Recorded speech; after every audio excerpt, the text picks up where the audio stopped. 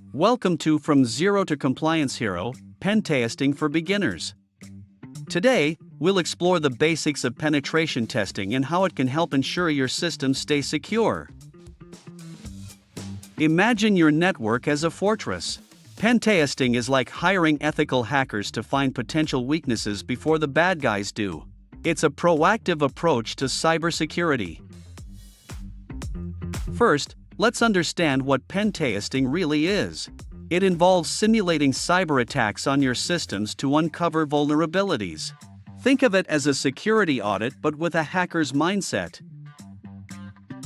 Why is pentesting important? Well, it helps organizations comply with security standards and regulations. This means better protection for sensitive data and fewer chances of costly breaches. Now, let's talk about the tools used in pentesting.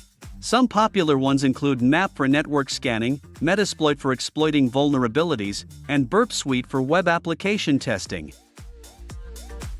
Getting started with pentesting might seem daunting, but anyone can learn it. Begin with online courses and practice in virtual labs.